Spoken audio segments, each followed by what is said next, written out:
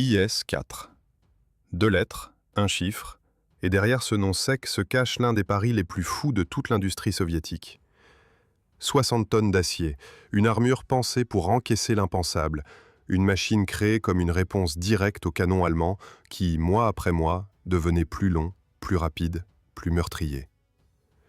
Ce char devait être le dernier mot de la force, un bloc capable d'avancer sous le feu là où n'importe quel autre blindé aurait été réduit au silence. Et pourtant, son destin allait devenir l'un des plus cruels paradoxes de l'histoire des chars lourds soviétiques. L'été 1943, à Tcheliabinsk, au Kirovski Zavod, celui qu'on appelle déjà Tankograd, les ingénieurs comprennent une vérité terrifiante. La guerre n'attend pas. Même les projets les plus récents vieillissent avant d'avoir réellement prouvé leur valeur. À l'ouest, les armes anti-chars gagnent en puissance, les nouvelles pièces allemandes frappent plus vite, plus droit, et les blindages soviétiques qui semblaient solides hier deviennent soudain discutables. Dans cette atmosphère où chaque information du front ressemble à un compte à rebours, l'idée de patienter pour recevoir une commande officielle paraît presque suicidaire. Alors, sans attendre, Tankograd prend une initiative rare. Une nouvelle génération doit naître, non pas comme un simple successeur, mais comme un saut brutal. Un char lourd qui ne serait pas seulement amélioré, mais radicalement plus protégé, plus stable sous le feu, plus intimidant. Le projet commence comme une ambition interne, mais il grandit à une vitesse qui dépasse tout ce que la logique industrielle permettrait en temps normal. En novembre 1943, la demande officielle arrive enfin. Le GABTU, l'administration principale des forces blindées, formule les exigences pour un futur char lourd. Elles sont énormes, presque arrogantes, comme si l'Union soviétique exigeait de la mécanique qu'elle dépasse les limites humaines. La masse doit atteindre environ 55 tonnes. Le blindage doit grimper entre 160 et 200 mm sur les zones vitales. Le moteur doit fournir entre 800 et 1000 chevaux. L'armement doit être digne d'une machine de percée, avec un canon de 122 ou de 152 mm. Et l'équipage doit compter 5 hommes, parce qu'une telle bête ne se pilote pas comme un char ordinaire, elle se commande, comme une forteresse mobile. Ce cahier des charges n'est pas une simple liste, c'est un ultimatum. Une arme qui doit survivre à ce que la guerre moderne offre de pire. Et Tankograd répond immédiatement. Le 10 décembre 1943, les concepteurs présentent au commissaire du peuple à l'industrie des chars, Vyacheslav Alexandrovitch Malichev, un projet qui porte un nom discret, Projet K. Mais tout ce qui est discret s'arrête là. Le plan annonce un châssis allongé, un blindage renforcé et surtout une tourelle entièrement nouvelle, conçue pour encaisser des impacts que l'on considère habituellement comme fatals. Malichev est suffisamment impressionné pour débloquer le financement, donnant au projet une existence réelle, officielle et une priorité d'État. À partir de ce moment, tout s'accélère. En janvier 1944, le programme évolue et reçoit un index de fabrication qui sonne comme une menace. Objet 701. La coque garde sa logique générale, mais la tourelle change profondément. On renforce la partie frontale, on modifie le masque du canon, on épaissit certaines zones, on supprime ce qui alourdit ou complique sans apporter assez. Chaque détail devient un choix de survie. Chaque millimètre d'acier ajouté ressemble à une promesse, mais aussi à un danger, car plus le blindage monte, plus la masse devient un ennemi intérieur. Pour l'armement, le choix principal se porte sur le canon S-34 de 122 mm, une pièce qui inspire le respect, capable de frapper durement et de percer à distance. Pour déplacer un tel monstre, les ingénieurs misent sur un moteur V12 d'environ 750 chevaux, renforcé par un turbocompresseur dérivé d'un moteur d'aviation. Sur le papier, l'équation paraît possible. Dans la réalité, elle ressemble à une provocation lancée à la mécanique. Le 8 avril 1944, Staline autorise personnellement la construction des prototypes. Et là, Tankograd montre ce dont il est capable en temps de guerre. Le premier prototype sort presque immédiatement. 2 jours après l'autorisation, il est déjà assemblé. À la fin du mois, il est prêt pour les essais. Ce rythme est si violent qu'il donne l'impression d'une course, non pas contre l'Allemagne, mais contre le temps lui-même. 2 autres prototypes suivent, numérotés, modifiés, adaptés. L'un est simplifié pour faciliter un futur lancement en série. L'autre sert d'expérimentation pour tester des options d'armement. Tout est méthodique, mais l'urgence ne disparaît jamais. Car pendant que l'objet 701 grandit, la guerre avance, les menaces changent et une question commence à apparaître derrière l'euphorie industrielle. Peut-on vraiment fabriquer le char le plus blindé du pays sans créer au passage le char le plus impossible à produire, à maintenir, à fiabiliser? Et si ce futur géant, conçu pour survivre aux obus ennemis, devait d'abord survivre à sa propre naissance? Les essais commencent sans attendre et l'enthousiasme des ateliers se heurte immédiatement à la réalité du terrain. À peine assemblée, la première machine doit prouver qu'elle n'est pas seulement impressionnante sur le papier, mais capable de vivre, de rouler, de tourner, d'endurer.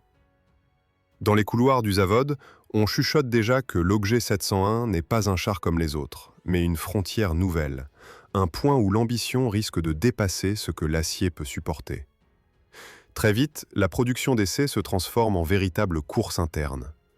3 prototypes apparaissent en quelques semaines, et chacun porte une version différente du futur monstre.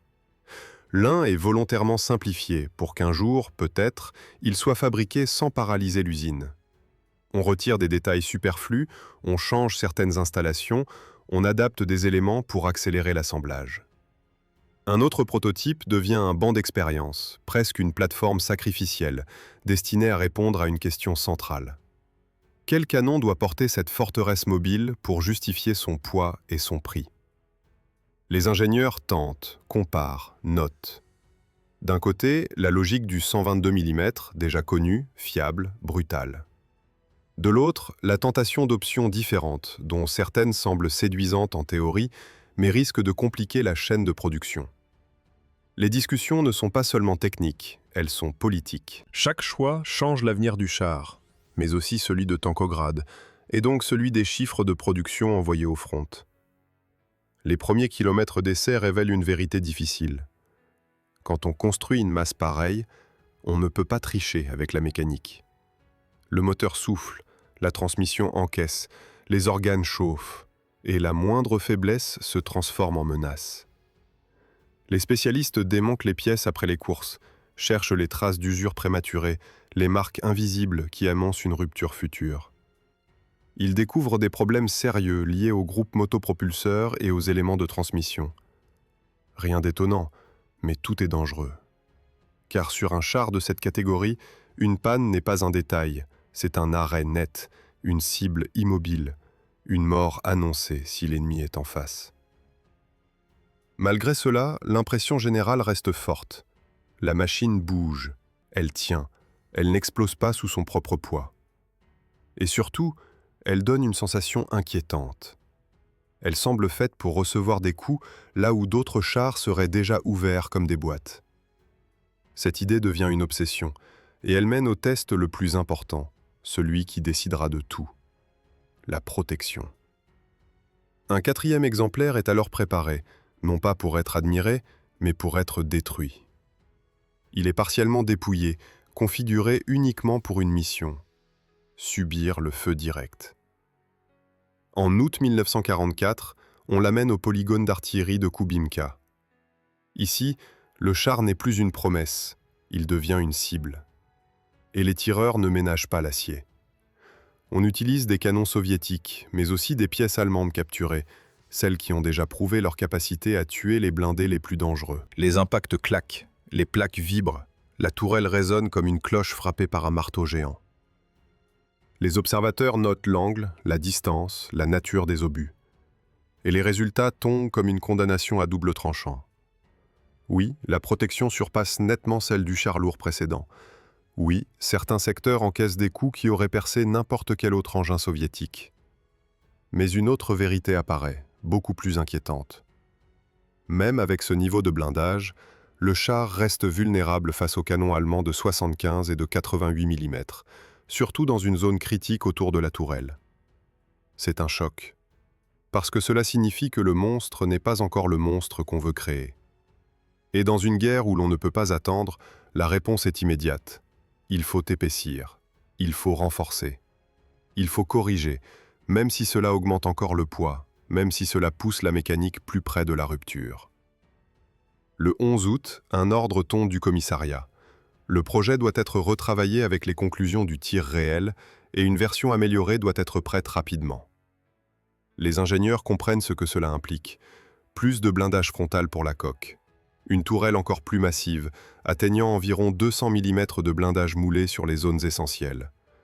Une protection pensée comme un bouclier contre le pire, quitte à transformer le char en prison d'acier si la fiabilité n'arrive pas à suivre. À partir de là, l'objet 701 cesse d'être une simple expérimentation. Il devient un combat interne entre deux forces. D'un côté, l'envie de créer le char le plus protégé de toute l'Union soviétique. De l'autre, la réalité mécanique, qui n'a aucune pitié, même pour les projets approuvés au plus haut niveau. Et la prochaine série d'essais va faire basculer d'histoire, parce qu'elle ne testera plus seulement le blindage. Elle testera la capacité du char à survivre à lui-même. La nouvelle version apparaît à la fin de l'automne 1944, et cette fois, le char ne ressemble plus à un simple prototype ambitieux. Il ressemble à une déclaration de guerre adressée à tous les canons qui ont déjà broyé des blindés soviétiques sur le front. La coque est renforcée, le front épaissi, la tourelle devient une masse écrasante de métal moulé. Chaque modification a un prix, mais dans l'esprit des ingénieurs, ce prix est simple à justifier. Un char lourd n'a pas le droit d'être fragile, même si pour cela il devient terriblement lourd. Les essais reprennent immédiatement, et cette période est l'une des plus intenses de toute l'histoire du projet. Plusieurs machines roulent, encaissent, reviennent, sont démontées, puis repartent. À Tankograd, la conception n'avance plus par étapes tranquilles, mais par chocs successifs, comme si le char était frappé à coups de marteau par la réalité. On renforce ici, on change là, on corrige dans l'urgence, on remplace des pièces entières parce qu'elles ne supportent pas ce que la masse du véhicule leur impose. Dans ce nouvel ensemble, l'armement devient une question centrale, parce qu'un blindage extrême n'a aucun sens si le char ne peut pas imposer sa présence par le feu. Deux canons de 122 mm s'affrontent, non pas dans une bataille, mais dans les rapports de commission. L'un est le S-34, conçu pour ce programme, ambitieux, puissant. L'autre est le D-25T, une pièce déjà éprouvée, plus familière, plus simple à adopter et surtout déjà intégrée à une production qui fonctionne. Les ingénieurs jouent sur plusieurs tableaux. Ils veulent l'arme parfaite, mais ils doivent aussi prouver que cette arme peut être utilisée sans transformer l'usine en enfer logistique. Les essais de mobilité, eux, ne pardonnent rien. Le turbocompresseur, censé donner au moteur le souffle nécessaire, devient parfois une source de tension permanente. Dans certains cas, il refuse d'obéir comme prévu. La chaleur monte, les charges s'accumulent et la fiabilité se joue sur des détails qui ne font rêver personne, mais qui décident du sort d'un programme entier. Parce qu'un char lourd peut survivre à un obus, mais il ne survivra pas à une panne au mauvais moment. Pourtant, malgré ces difficultés, les résultats impressionnent les observateurs. La machine est maniable pour sa catégorie, elle possède une puissance de feu qui inspire le respect, et surtout, sa protection atteint un niveau que peu de gens osaient espérer. Quand les rapports internes circulent, un mot revient avec insistance. Exceptionnel. Les membres de la commission d'essai soulignent la résistance du blindage, la force du canon, la stabilité de la plateforme. Pour un prototype, certaines conclusions semblent même trop positives, comme si l'enthousiasme avait pris le dessus sur la prudence. Et c'est là que l'histoire bascule, parce qu'un char ne naît pas seulement d'acier et de calcul. Il naît aussi d'un affrontement de décisions. Alors que Tankograd sent enfin la victoire, Vyacheslav Malichev, celui-là même qui avait soutenu le projet au départ, commence à le regarder comme un danger. Sa logique est froide et brutale. Le pays est en guerre, la production est une arme à part entière, et chaque nouvelle ligne de montage menace de ralentir tout le reste. Selon lui, les essais réalisés ne suffisent pas à garantir une mise en service sans catastrophe. Il affirme qu'un lancement précipité ferait chuter la production globale de blindés. Et ce n'est pas une menace théorique. L'usine doit déjà produire d'autres chars lourds, ainsi que des canons automoteurs, et l'équilibre est fragile. Ajouter une machine encore plus complexe, encore plus lourde, c'est risquer de tout désorganiser. À Tankograd, la réponse est immédiate et furieuse. Les ingénieurs répliquent que leur char est plus moderne, plus prometteur, et qu'il offre un potentiel supérieur, notamment pour l'équipage et la maintenance. Ils insistent sur le fait que cette machine est une avancée, pas un caprice. Et plus ils argumentent, plus l'affrontement devient un conflit ouvert. D'un côté, ceux qui veulent offrir à l'armée rouge un bouclier presque indestructible.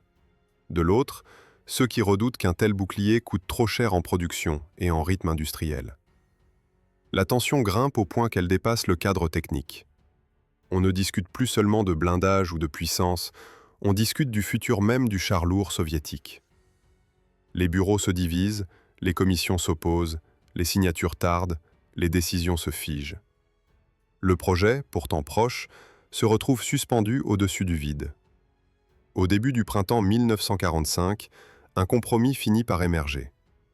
L'objet 701 devra subir un nouveau cycle d'essai, plus sévère, plus méthodique, sans aucune indulgence.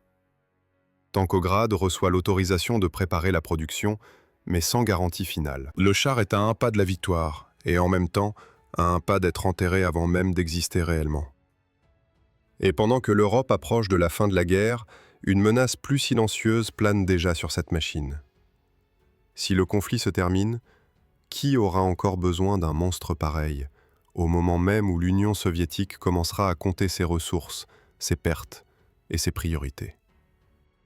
Le nouveau cycle d'essai démarre au printemps 1945 comme une dernière audition avant un verdict définitif. Cette fois, personne ne veut entendre parler d'enthousiasme ou de promesses.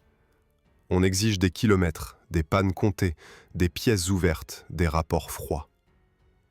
Le 6e prototype encaisse ce traitement pendant des semaines, et chaque journée passée sur les pistes ressemble à un interrogatoire mécanique. Les techniciens surveillent tout, du comportement de la suspension au moindre signe de faiblesse dans la boîte de vitesse, parce qu'un char lourd ne peut pas se permettre d'être seulement puissant. Il doit rester vivant. À la fin des tests, la conclusion est claire.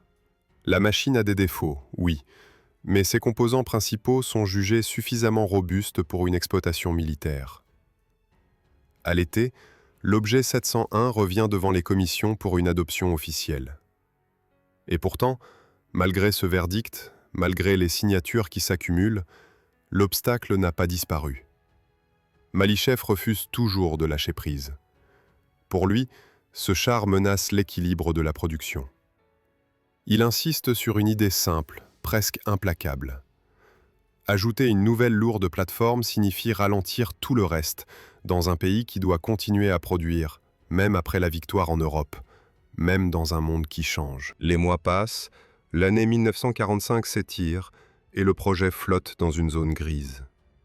Trop avancé pour être annulé facilement, mais trop dangereux pour être lancé sans crainte. Dans les couloirs, certains commencent à murmurer que l'objet 701 pourrait devenir l'un de ces programmes dont tout le monde se souvient, non pas pour sa réussite, mais pour l'énergie qu'il a consommée. Puis, au début de 1946, un événement inattendu renverse l'équation. Le char lourd, qui devait être l'alternative officielle, celui que beaucoup de décideurs voyaient comme plus simple et plus sûr, commence à révéler sa faiblesse. Les unités signalent des problèmes graves, des défauts qui apparaissent après de courts parcours, des pannes qui humilient une machine censée incarner l'avenir.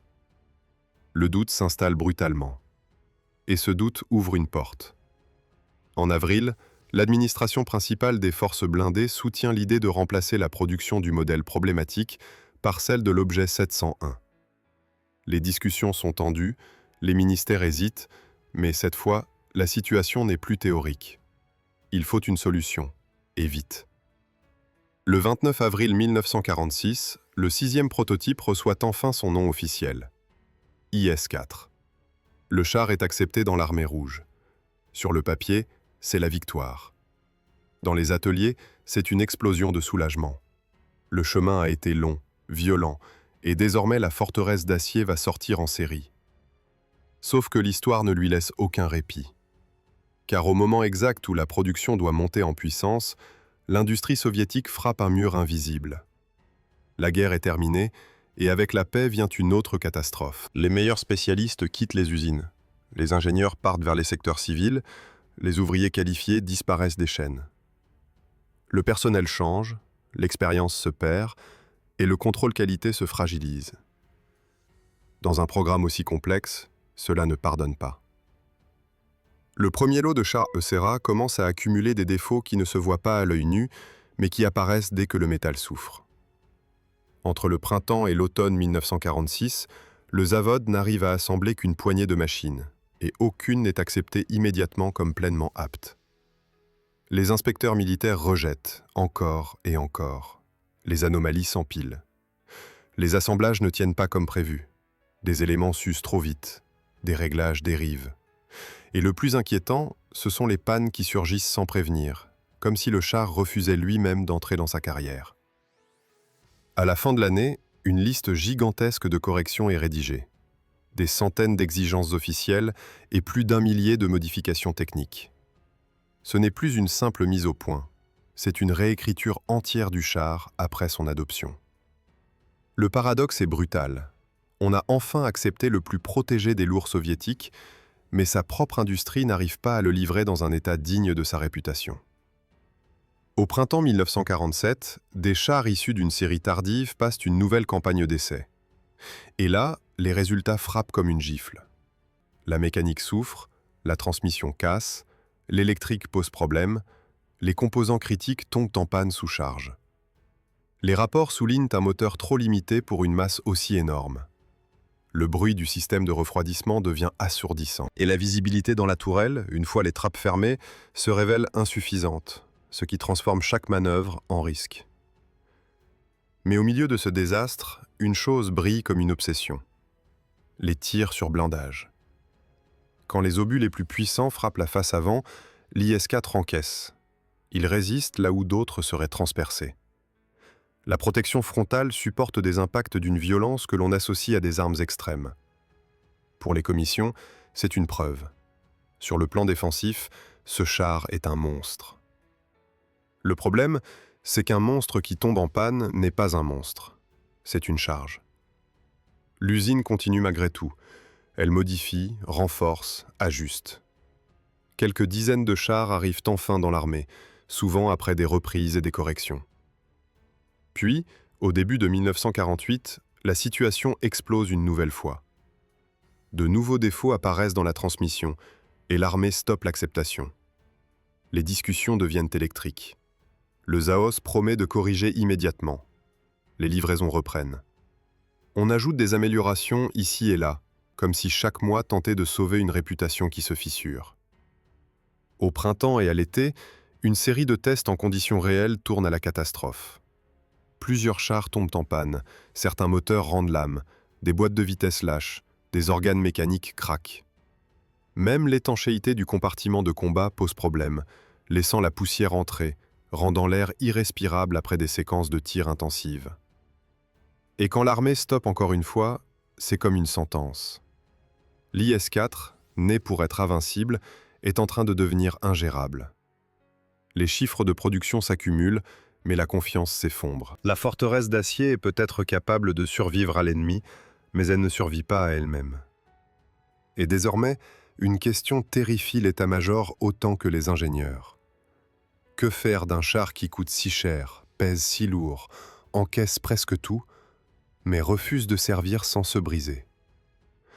L'année 1949 arrive comme un coup près. La production existe, les chiffres sont là, mais la confiance est détruite. Les contrôles aléatoires révèlent des pièces fabriquées avec des écarts grossiers, des tolérances trahies, des assemblages qui vieillissent avant même d'avoir vécu. L'armée n'en peut plus. Elle stoppe encore la réception, et cette fois, le problème n'est plus seulement technique, il devient politique.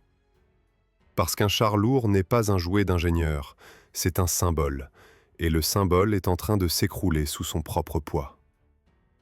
En février, la question remonte au Conseil des ministres. Le débat est violent, presque humiliant pour ceux qui ont porté le projet. Continuer comme avant, c'est avaler des pannes à l'infini. Annuler, c'est admettre un échec monstrueux après tant d'efforts. La décision ressemble à une amputation contrôlée. On ordonne à l'usine de finir une dernière petite série, puis de consacrer l'essentiel des forces à corriger les chars déjà fabriqués. Autrement dit, l'IS-4 n'a plus le droit d'être un futur. Il doit simplement devenir un passé réparé. À l'automne, une dizaine de chars tout juste assemblés sont confiés à des essais en unité. Les résultats ne sont pas triomphants. À peine la moitié réussit à tenir sans casse majeure. Un moteur lâche, plusieurs éléments de transmission se brisent, des galets doivent être remplacés, des pièces d'usure révèlent un vieillissement anormal. Et lorsque ces chars reviennent aux AOD, les mécaniciens découvrent un détail inquiétant, presque inexplicable. Le niveau d'usure ne correspond pas au kilométrage. Comme si la machine se consumait plus vite que prévu, comme si l'acier lui-même refusait de durer. Les ingénieurs tentent un dernier sauvetage. Avec les pièces disponibles, ils assemblent un lot corrigé, profondément ajusté, que l'on commence à considérer comme une version modernisée. On renforce certains organes, on reprend la logique du refroidissement, on améliore l'étanchéité, on corrige des faiblesses qui avaient transformé la machine en cauchemar de maintenance. Une partie du parc déjà livré passe aussi par ce programme de remise à niveau. Sur le papier, le char devient plus fréquentable. Dans la réalité, il reste trop lourd, trop complexe, trop exigeant. Les unités qui le reçoivent comprennent vite qu'elles n'ont pas affaire à un simple char lourd, mais à une bête qui impose ses conditions. Lors de manœuvres comparatives, l'IS-4 montre tout ce qui le condamne. Il peine sur les infrastructures, il met certains ponts en difficulté, il fatigue là où un blindé plus léger conserve de l'endurance. Sa puissance de feu reste redoutable, sa protection continue d'impressionner, mais l'ensemble ne correspond déjà plus au rythme d'une armée qui prépare l'avenir. Pendant que lui lutte pour rester en vie, d'autres projets apparaissent, plus équilibrés, plus simples, plus adaptés à la nouvelle époque. Alors, le verdict tombe sans cérémonie. Le char quitte progressivement le premier plan. On réduit l'exploitation, on l'éloigne des priorités. Beaucoup de machines finissent dans des parcs, immobilisées, attendant des pièces ou un ordre qui ne vient plus. Au tournant des années suivantes, l'IS-4 est poussé vers la réserve. La forteresse mobile, née pour la percer, se retrouve enfermée dans une attente silencieuse. Et c'est là que l'histoire aurait pu s'éteindre, dans la poussière des bases et la froideur des registres. Mais le destin lui réserve un dernier rôle, presque cruel dans son absurdité. À la fin des années 60, les relations entre l'Union soviétique et la Chine se dégradent brutalement. La frontière devient une cicatrice tendue, surveillée, inquiétante. On parle de zones interdites, de concentration de forces, d'incidents qui peuvent dégénérer. Pour tenir une ligne aussi vaste, construire partout des fortifications en béton coûterait trop cher et prendrait trop de temps. Les ingénieurs militaires cherchent une solution rapide, massive, capable d'être installée presque immédiatement. Et quelqu'un propose l'idée la plus étrange possible. Utiliser les vieux chars comme bunkers. L'IS-4, justement, possède ce que les autres n'ont pas. Une tourelle épaisse, un canon puissant, une protection capable d'encaisser. On le sort des stocks, on le transporte, on le pousse jusqu'aux zones prévues, puis on creuse. On l'abaisse dans la terre, on le recouvre, on le transforme en point de tir fixe. Parfois, seule la tourelle dépasse, comme une tête d'acier qui guette. D'autres fois, on retire la tourelle et on l'intègre dans un ouvrage renforcé, avec des espaces souterrains pour le personnel et les munitions. Le char né pour avancer est désormais condamné à rester immobile, enterré vivant, figé dans une posture d'attente. Et dans cette forme monstrueuse, paradoxalement, il devient enfin fiable. Parce que son plus grand défaut disparaît. Il n'a plus besoin de rouler, plus besoin de transmission sous tension, plus besoin de survivre aux longues marches. Il n'est plus un véhicule. Il est une arme plantée dans le sol, protégée par son propre blindage, prête à ouvrir le feu si la frontière s'embrase. Sauf que l'affrontement total n'arrive jamais. Les années passent, la tension retombe, les accords se signent, les zones se démilitarisent. Et ces tourelles, autrefois pensées comme un dernier rempart, restent là. Sous la pluie, dans la neige, sous le soleil. Elles rouillent lentement, avalées par la terre et le silence. Ce qui devait être l'arme ultime de la victoire s'achève comme une carcasse figée, oublié au bord du monde. L'IS-4 n'a pas échoué parce qu'il était faible. Il a échoué parce qu'il était trop extrême, trop coûteux, trop lourd pour une armée qui avançait déjà vers autre chose. Et c'est peut-être ça, sa tragédie la plus froide. Être presque invincible face à l'ennemi, mais perdre contre la réalité. Si cette histoire vous a captivé, laissez un like, écrivez en commentaire ce que vous pensez du destin de l'IS-4 et abonnez-vous pour ne pas manquer les prochaines histoires de blindés légendaires.